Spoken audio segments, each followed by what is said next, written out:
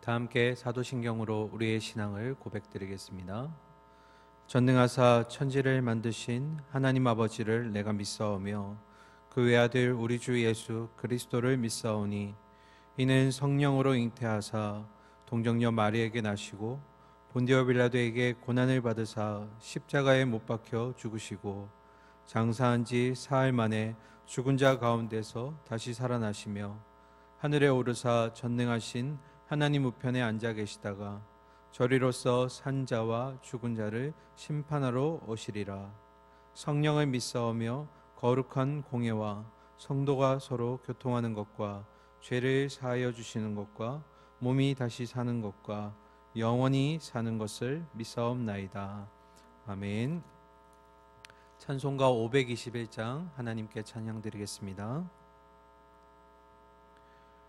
구원으로 인도하는 그 문은 참 좁으며 생명으로 인도하는 그 길은 참 험하니 우리 몸에 지워 있는 그 더러운 죄짐을 하나 없이 벗어놓고 힘써서 들어갑시다. 구원으로 인도하는 그 좁은 문 들어가 영생으로 인도하는 그 생명길 갑시다. 이 세상에 많은 사람 큰 문으로 들어가 넓은 길로 갈지라도 멸망으로 끝나니 세상 헛된 부귀영화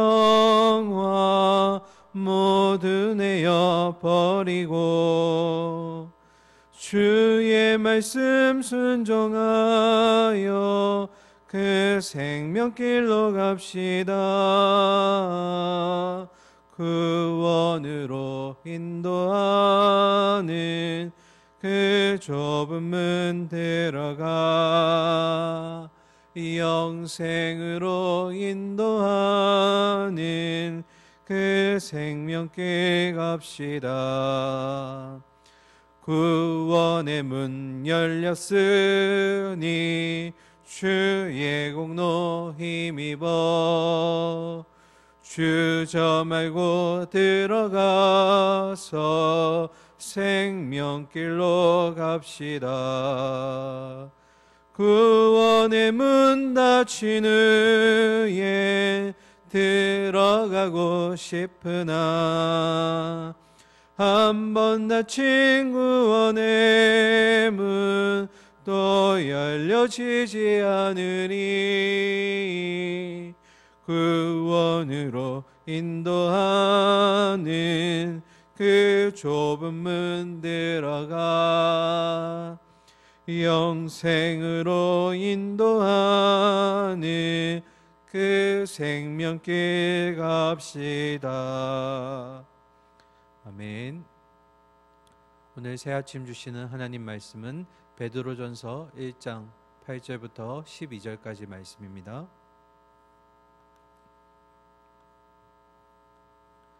신약 성경 377면에 있습니다. 베드로전서 1장 8절부터 12절까지의 말씀 함께 읽도록 하겠습니다.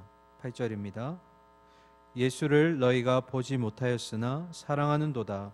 이제도 보지 못하나 믿고 말할 수 없는 영광스러운 즐거움으로 기뻐하니 믿음의 결국 곧 영혼의 구원을 받음이라. 이 구원에 대하여는 너희에게 임할 은혜를 예언하던 선지자들이 연구하고 부지런히 살펴서 자기 속에 계신 그리스도의 영이 그 받으실 고난과 후에 받으실 영광을 미리 증언하여 누구를 또는 어떠한 때를 지시하는지 상고하니라. 이 섬긴 바가 자기를 위한 것이 아니요 너희를 위한 것임이 계시로 알게 되었으니 이것은 하늘로부터 보내신 성령을 힘입어 복음을 전하는 자들로 이제 너희에게 알린 것이요 천사들도 살펴보기를 원하는 것이니라. 아멘. 할렐루야. 복된 주일 아침 오전 시간입니다. 어디에 계시든지 여러분의 예배의 장소가 하나님께 성령이 임하는 그런 장소가 되기를 소망합니다. 계속해서 베드로전서 1장의 말씀 보고 계십니다. 8절 말씀 읽으면서 우리 본문 내용 함께 나누도록 하겠습니다. 예수를 너희가 보지 못하였으나 사랑하는도다. 이제도 보지 못하나 믿고 말할 수 없는 영광스러운 즐거움으로 기뻐하니. 초대교회 성도들은 비록 예수님을 본 적이 없지만 그분이 그들을 위해 이 땅에 오셔서 십자가의 죽으심을 당하셨고 또 이어서 3일 후에 부활하신 그 하나님의 아들이심을 믿었기 때문에 이것을 가지고 영원한 산 소망을 품게 되었습니다. 이러한 소망은 그들로 하여금 여러 가지 핍박과 고난 속에서도 기뻐할 수 있는 원동력이 되었습니다. 이것은 보지 않고 믿는 믿음, 그 믿음의 방식이 그리스도인들의 삶의 토대가 되어야 함을 보여주는 장면이기도 합니다. 2000년 전 초대교회 성도들이나 오늘날 우리 그리스도인들 모두가 동일한 산소망을 품고 살아가고 있습니다. 우리 또한 비록 예수님을 본 적이 없지만 그분의 십자가에서의 우리를 향한 대속적인 죽으심과 그리고 부활하심을 믿고 살아가는 우리이기에 이 땅에 우리가 나그네의 삶을 삶에도 불구하고 저 본향을 바라보면서 오늘도 우리 각자에게 주어진 삶의 자리에서 우리가 힘차게 한 걸음 한 걸음을 내디딜 수 있는 것입니다. 이어서 9절 말씀 보겠습니다. 믿음의 결국 곧 영혼의 구원을 받음이라. 예수 그리스도를 믿는 자들은 구원을 얻게 됩니다. 하나님이 구원을 주십니다. 믿으시지요? 그런데 베드로는 그냥 구원이라고 말하지 않고 영혼의 구원이라고 말하였습니다. 베드로가 영혼의 구원이라고 쓴 이유는 초대교회 성도들이 예수 그리스도를 믿는 믿음으로 인해서 그들의 육신은 시련과 고난을 겪고 있었지만 그러나 이미 그들은 구원을 얻었기에 그들의 영은 현재나 그리고 앞으로 있을 장래 모두가 기쁨이 될 수 있다라는 것입니다. 그래서 바울 사도는 로마서 8장 18절에서 생각하건대 현재의 고난은 장차 우리에게 나타날 영광과 비교할 수 없도다라고 우리에게 알려주고 있습니다. 자, 이어서 10절과 11절 말씀 보겠습니다. 이 구원에 대하여는 너희에게 임할 은혜를 예언하던 선지자들이 연구하고 부지런히 살펴서 자기 속에 계신 그리스도의 영이 그 받으실 고난과 후에 받으실 영광을 미리 증언하여 누구를 또는 어떠한 때를 지시하는지 상고하니라. 아멘. 10절과 11절에서 구원에 대한 두 가지 설명이 나옵니다. 첫 번째로 구원은 너희에게 임할 은혜라고 기록하고 있습니다. 그리고 이어서 두 번째로 구원은 선지자들이 연구하고 부지런히 살펴 미리 증언하였다라고 얘기하고 있습니다. 첫 번째, 너희에게 임할 또는 우리에게 임할 은혜에 대해서 잠깐 나누어 보겠습니다. 이 하나님께서 창세전에 창조라는 계획을 가지고 실행에 옮기실 때 이미 창조라는 실체의 뒤에 구원이라는 그림자를 미리 예비해 두고 계셨습니다. 우리를 구원하시기 위한 하나님의 계획하심이 있으셨다라는 겁니다. 그 말은 결국 구원이라는 것은 사람의 어떤 조건이나 능력, 자질 등을 통해서 얻게 되는 것이 아니라 오직 하나님의 긍휼하심과 자비하심의 기초에서 주어지는 선물 또는 은혜라는 것입니다. 구원은 바로 그런 것입니다. 이어서 두 번째로 구원은 선지자들이 연구하고 부지런히 살펴서 미리 증언하였다라고 합니다. 선지자들의 가장 주된 임무는 하나님의 말씀을 대언하는 역할이었습니다. 그러나 이것만 하지 않고 주신 말씀을 가지고 열심히 연구하고 그리고 부지런히 살핀 후에 그 말씀을 선포한 자들이 바로 선지자들입니다. 그러면 선지자들이 구체적으로 한 일은 무엇일까요? 그 내용이 11절에 담겨져 있습니다. 11절에 보시면 선지자들은 그들 안에 계신 그리스도의 영, 다시 말하면 성령이겠죠. 성령이 그리스도께서 당하실 고난과 이후에 받으실 영광을 미리 증언하실 때 그 영이 도대체 무엇을 가리키는 것인지, 그리고 어느 때를 가리키는 것인지에 대해서 미리 연구하였다라고 기록하고 있습니다. 선지자들은 고민했습니다. 하나님이 말씀하신 예언의 그 성취는 도대체 언제 일어날 것인가?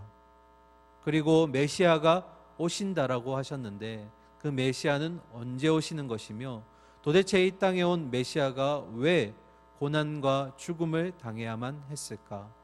그리고 그 이후에 메시아가 얻게 될 영광이라는 것은 도대체 무엇일까? 이런 것에 대해서 선지자들은 끊임없이 연구하고 살펴보았고, 그리스도의 영의 감동을 받아서 결국 구약의 선지서들을 기록하게 되었습니다. 자, 이어서 12절 말씀 마지막 절 보도록 하겠습니다. 이 섬긴 바가 자기를 위한 것이 아니요 너희를 위한 것임이 계시로 알게 되었으니 이것은 하늘로부터 보내신 성령을 힘입어 복음을 전하는 자들로 이제 너희에게 알린 것이요 천사들도 살펴보기를 원하는 것이니라. 아멘. 12절의 초반부를 보시면 이 섬긴 바가 자기를 위한 것이 아니라 너희를 위한 것이라고 기록하고 있습니다. 이 말의 뜻은 하나님이 성령을 통해서 이 예언을 통해 선지자 자신들의 생애 중에는 이 말씀이 메시아의 내용들이 성취되지 않는다는 것을 선지자들을 통해서 계시하셨습니다. 그러니까 선지자들은 성령이 자신들을 통해 성령 그 말씀하는 것에 커다란 영광을 얻게 되었지만, 그러나 그들이 그토록 갈망했고 그리고 보고 듣기를 원했던 메시아와 그 메시아를 통한 예언의 성취는 그들이 아니라 그들 이후에 그리스도인들에게 계시가 될 것이라는 것을 알게 되었습니다. 이어서 12절 중반부를 보시면 하늘로부터 보내신 성령을 힘입어 복음을 전하는 자들로 이제 너희에게 알린다. 오늘날도 하나님께서 회복시키신 많은 복음의 일꾼들을 통해서 복음이 전파되도록 사용하고 계십니다. 이것이 이 땅에서 하나님이 복음을 전파하시는 방법이십니다. 그리고 마지막으로 천사들도 살펴보기를 원하는 것이다 라고 기록하고 있습니다. 천사들도 마지막 때에 구원과 복음이 이제 성취될 것이라는 것을 알고 있었지만 그것이 구체적으로 어떻게 성취되는지에 대해서는 하나님께서 알려주시지 않았습니다. 결론으로 우리가 들어가기 전에 다시 한번 베드로전서가 기록된 배경에 대해서 잠깐 생각해보고 결론을 맺도록 하겠습니다. 베드로전서는 기독교가 핍박이 받기 시작한 지 중간쯤 될 때, 그리고 네로가 절정에 치닫는 이 기독교에 대한 핍박이 있기 이전, 이 핍박은 있으나 점점 증가하는 상태에 기록된 말씀입니다. 로마에 갔던 이 베드로가 복음 사역을 하면서 성도들이 그리스도로 인해서 얼마나 많은 고난과 시련을 겪고 있는지를 직접 눈으로 보게 되었고, 그리고 그 현장에서 이 말씀을 쓰게 되었습니다. 오늘 말씀을 기억해 볼 때 베드로는 그런 핍박과 고난 속에서도 이들이 그렇게 붙들고 그리고 장차 얻게 될 구원이라는 것이 얼마나 큰 것인지에 대해서 우리에게 알려주었습니다. 구원은 이 땅에서 겪는 고난이나 시련과는 비교할 수 없고 말할 수 없는 영광스러운 즐거움이라고 기록되었으며, 구약의 선지자들이 모두 일괄적으로 성령을 통해서 예언하였고 성취될 말씀입니다. 그리고 선지자들과 천사들 두 그룹 모두가 그렇게 알고 싶어 했고 강렬히 그것을 알기를 원하였지만, 그러나 알 수 없었던 그만큼 구원이라는 것은 하나님 자녀에게만 주어지는 특권이자 영원한 상급이라는 것입니다. 사랑하는 우리 성도님들, 베드로는 이렇게 구원이 무엇인지에 대해서 우리에게 말씀을 통해서 계속해서 상기시켜주고 있습니다. 무엇을 통해서요? 말씀을 통해서. 오늘 우리도 이 환난과 애통의 시대를 살아가는 가운데 우리에게 주신 새 하루를 이제 또 경주하셔야 할 텐데, 주신 말씀을 통해서 구원의 상급과 특권이 그리스도의 자녀인 나에게 주어져 있다는 것을 꼭 상기하시면서 흔들리지 마시고 주님 주신 그 길을 끝까지 굳게 힘차게 걸어갈 수 있기를 간절히 소망하고 축원합니다. 함께 기도하겠습니다.